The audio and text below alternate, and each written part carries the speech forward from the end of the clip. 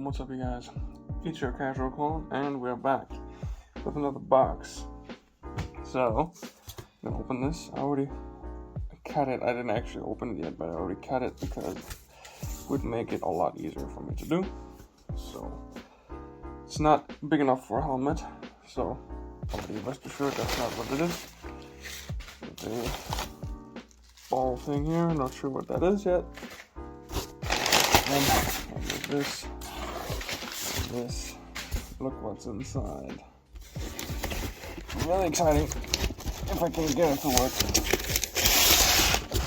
Oh, this will be my second first here. There we go. Alright, nice. Get this out of the way. We have a Hot Toys. Now this is still originally packaged. This seller did have it open, at least to this box part here, but it's still in box.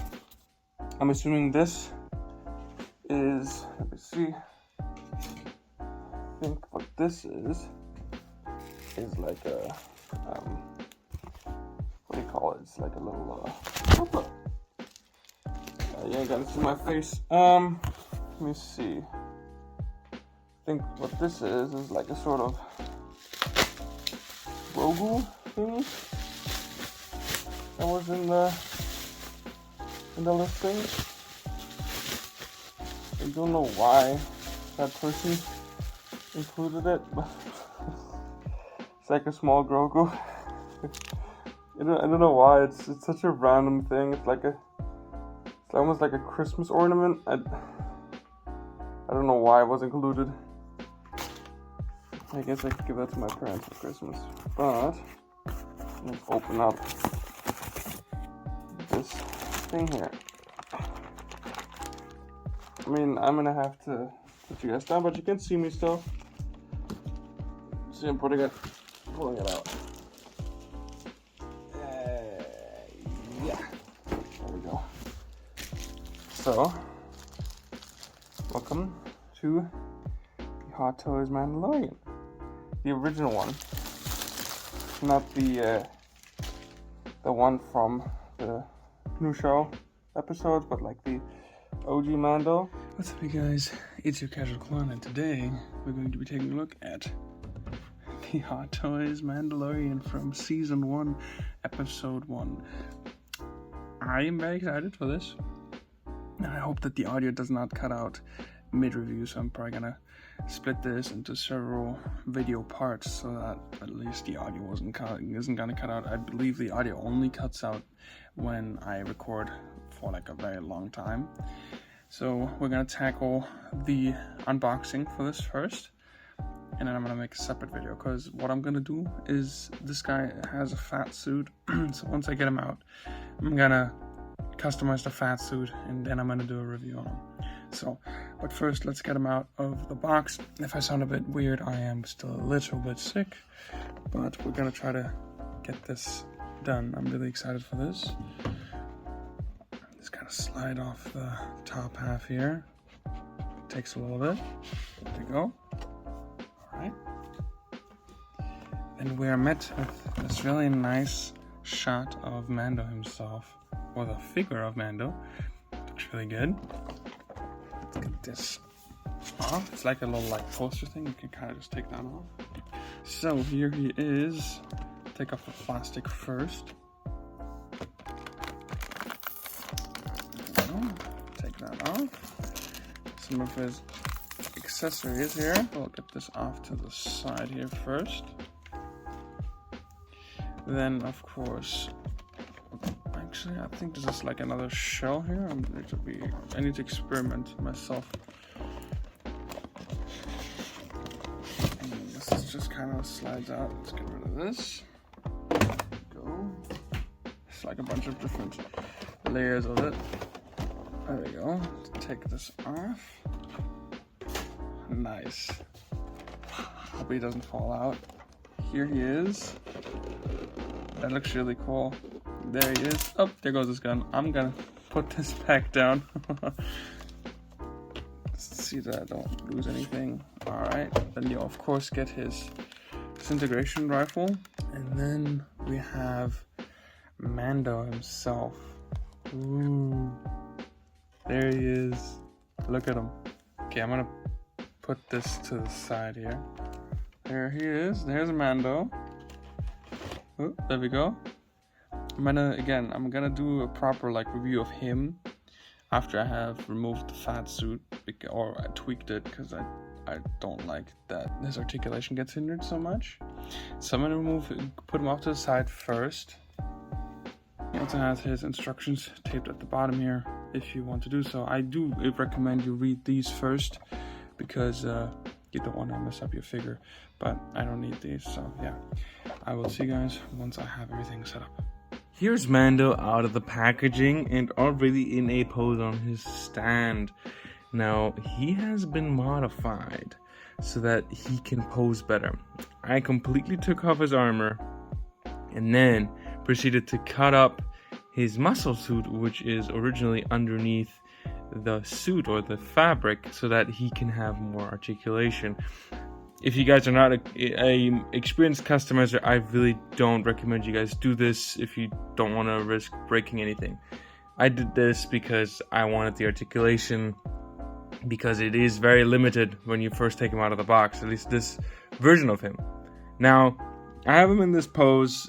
He doesn't look that significant from this angle, but if I view him from the angle that I am in, then he looks like he's in the pose of the first original show shots of The Mandalorian season 1, where he's walking down that desert. That's why he's in that pose.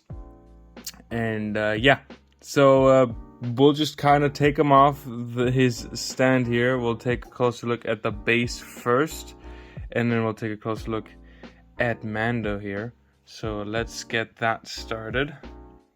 So the Mandalorian comes with this beautiful base here. It's very simple. It says The Mandalorian right here and Star Wars on top. It's it's engraved into this sort of thin metal sheet. Really nice. You have a very simplistic textured sand sort of base here, which is solid plastic. A classic crotch grabber right here, so that he does not fall over. But something that's unique to this version of the hot toy is these two spikes here with one stormtrooper helmet, which unfortunately does not have a negative sort of ball peg in there, so you can't really plug it into a stormtrooper hot toy that you might have laying around. I mean, you can obviously modify it so that it would fit, but this one is specifically designed to fit on the spike. You even have sort of a shadow detail right here where the spike kind of comes out of, which is a really nice detail. And you can put that helmet both on the small or the large one, but it is originally designed for the large spike as far as I know, so there is that. Apologies if my voice sounds a bit weird. I am a little bit sick, unfortunately. But yeah, this is his base. Now for his other accessories that he comes with. He comes with several different pairs of exchangeable hands. He comes with 3 different pairs for each hand. So he does have a pair of fisted hands, which have some very nice paint detail.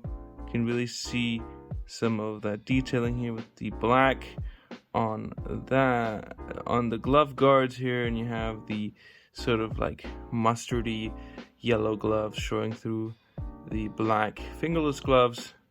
Then you have the peg hole right there, and then you have same sort of detail going on for his trigger finger. Again, it's pretty straightforward. It is just a trigger finger, very simplistic. You do see a hinted at seam line, but it's basically just kind of an indentation, but it is nice enough for what it is trying to portray. You also get his shoulder armor pad for his left shoulder, I believe, or his right shoulder, that he gets later on in the show. This is the first Beskar armor piece that he gets.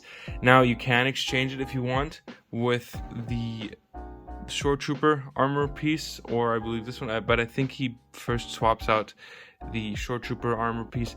Now, I didn't want to do that because I like this look. So the reason I didn't get Beskar Mando is because I do like Beskar Mando, but I prefer the non-Beskar Mando. I really like that look. So you get that. It's just plastic and it has Velcro right here because most of his armor pieces are just Velcroed on, which is very convenient to have.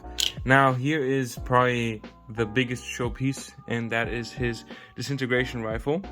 It's really, really nice detail. You have some really nice sort of scratch detailing right there, some minor dry brushing. I believe this is supposed to resemble some nice gold or bronze detailing right there for his scope as well. The scope is also not just a solid color. I don't know how well you guys can see it, but it is in fact some sort of like, it does sort of have like a dry brush.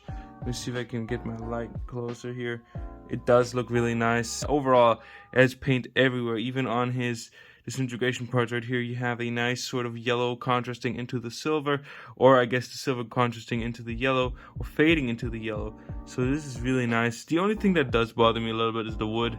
The wooden effect really doesn't work that well. It just kind of looks like a kid used some crayons to draw on some brown plastic.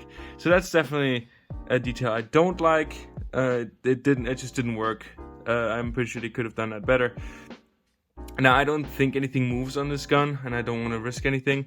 Here's his strap that does attach to Mando, so that you can have it hanging from his back, as I have. And you also get a lightning effect piece for the disintegration rifle. Now, I'm not exactly sure if it has a specific way you put it on. I assume that you just kind of like experiment with it. I'm not too certain. I think you just kind of experiment with how you would put it on. I don't know. I'm not displaying him with it, like with him using it, so I'm not really trying to like figure it out. But you get this as an extra if you choose to use it. I did forget to say that he does come with one detonator that you can remove from his belt. The other ones are sculpted in. You cannot remove these, so don't break your figure. This one is removable, and it has some nice felt on the back, so it doesn't actually damage the hot toy. It isn't really a good fit. It does tend to come out really easily, so you might have to experiment there. Now he also comes with his trusty pistol, which he does still have in the later seasons, whereas too he does lose the disintegration rifle. So this is his blaster. I don't know what it's called, but again, really nice paint detailing. It's really simple the way they did it. There's just some dry brushing over some silver right there, but it's really nice. And you have, you know, the black barrel and stuff. I don't have to explain that. Really simple yet effective. I like this a lot. Definitely gets the job done, so that is nice. Then we also get the tracking fob that he uses to track the child or Grogu in the first season that he gets from our boy. So this is that, and you can just kind of tug that into his belt. And yeah, those are already all of his accessories that you can remove, or that are supposed to be removable. The rest is not really an accessory. But yeah, so let me get these out of the way and get back to the main boy himself, Mando. So here's Mando up close and personal. I really like how he looks. This is the fourth time now that I'm recording this segment, because my phone either cuts off the visuals or the video, or it cuts off the audio 2 minutes in. So I had to turn down the resolution of said video, hoping that it would fix it and would work again. So now, if the quality isn't as good, my apologies. You have Mando up close and personal, looking really nice.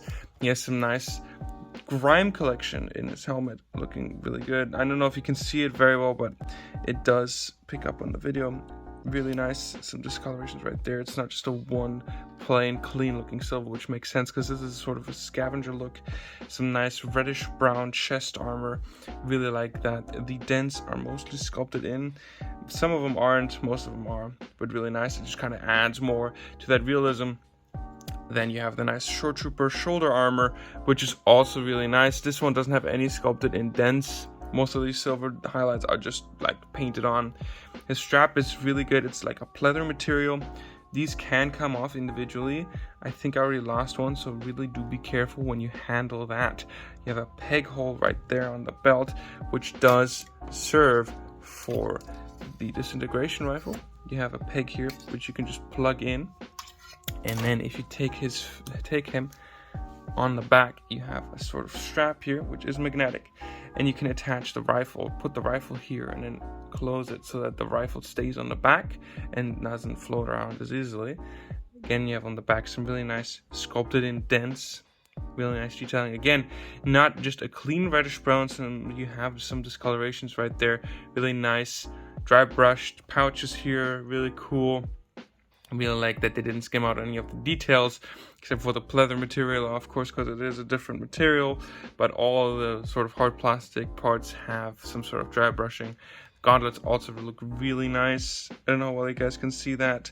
Again, not just a straight reddish brown, some nice silver detailing. This is before he gets the missiles on his wrists, so his wrist armor doesn't look as you might remember it. Really nice. Even have some red detailing here for the screen. Belt buckle here, really nicely done. For his detonators right there. Here's his other gauntlet, looking really good. I love there's some small like silver paint chips. You have an asymmetrical design. Most of this guy is asymmetrical, which I really like. I like that it's not just that standard thing. Some nice cool sort of dust collection here. This is really nice. Just upper thigh armor, really cool. Like that, a really massive dent sculpted in, really cool. Some black right there. No, well, you guys can see that. I love that. It looks really good. I love the color design. Even his vest, at least the lighter beige, has a sort of like darker beige, I guess, highlights in where the seam lines are. So it's not just he doesn't look super clean, which definitely works out for him. You have shin armors, also asymmetrical, really nice. Again, a lot of dry brushing, which I really like. Doesn't look super clean. His knee pad right here on his left has also some dry brushing as well, which makes it look so much more realistic because, you know, he's in a desert environment and, you know, he's going places. So it's really simple to do, but it definitely works. And then his boots have some sort of like dust speckles on there, which I really like as well. And the boots even have a profile on the bottom, really nice. You can see 2020 when this guy released. Really good looking guy. Again, here he's from the back, but I really love his detail. I like this design a lot. Now going over the articulation segment of this guy. Now again, his muscle suit has been modified, so he has a lot more range of articulation. So when you get your version or your copy of this figure, if you do get it, keep in mind that if yours doesn't articulate as well, that's because the muscle suit still sort of hinders these parts, the joints. Now, for his head, it is, I believe, on a sort of, it's not on a ball joint, it's on a, I think it's on a dumbbell joint. It allows him to look up that far. It's not too bad, it's pretty good. You can push it a lot further down. Really nice. There we go. Now, I really like that because of that dumbbell, he has a really nice range to side. He can really get some expressions out of that, especially because in the show, you know, this is the only way he can portray his sort of emotions. So this is really nice. I really like sort of like the side, the like tilt, kind of really cool. I love that. Really love that. And it's really easy to move as well. Then for his arms, again, he has like that fabric undersuit. So without pushing it too far, because this is my copy, this is how far he can go, at least on my version. I'm not willing to go any further. He does have bicep swivel as well, which is nice, and he does have double jointed elbows, which on my version now that he's modified go past 90, which is really nice. You can see his sort of gauntlet armor is a bit loose because I took off some of that undersuit. Now for his chest, he does have a separation in the chest that allows for some crunch. Unfortunately, it's not as much, but pretty good, I would say. Back, not as much because he has a lot of harnesses and stuff on the back, so back doesn't work as well. He does have a little bit of side to side, just as much. Again, I'm careful because this is my copy of the figure and I don't want to ruin it, so that is that. His legs, again, with the modified undersuit, kick up a lot further, which is this far. This is the max that I'm willing to go. and he can bend really nicely. Now that was really important to me, that his knees can bend really nicely now that he's been modified way past 90, which is awesome for some nice flight posing later. So that's definitely really cool. I love that. And there is that. Now his feet, they go down this far. They go up this far until the shin armor hinders the articulation, and he does have side to side for some ankle pivot. He can kick back about this far. He can kick very far out. Very nice. You can do some karate posing right there. And that was the review of the Hot Toys Mandalorian original look. I really love this guy. Of course, you have to be a bit careful with all the gimmickies and the harnesses and whatnot. But I really recommend you guys this figure. He's awesome. If you were if you weren't really sure if you should get him, I can really recommend him. He looks amazing. I love the added addition of the Stormtrooper helmet right there. I think it really just adds to the base. Love the dirt and grime that he's in, because you don't see it as well on the Beskar Mando. He's always clean looking, but with this one, you see that he's been through some rough times. You see that he has collected dirt over the time that he's been roaming around in the desert. Really awesome guy. You can display him in all sorts of ways. If you do the modification, you can display him in even more ways. But that was the review. I really hope you enjoyed this review. If you did, please leave a like. Comment down below what you thought about this hot toy. I'm always looking forward to what people think about my figures. If there's any comments, questions, or concerns, please let me know down in the comments below so that I can do my very best to change or make things happen or do things differently. But until then, auf Wiedersehen. Bye bye.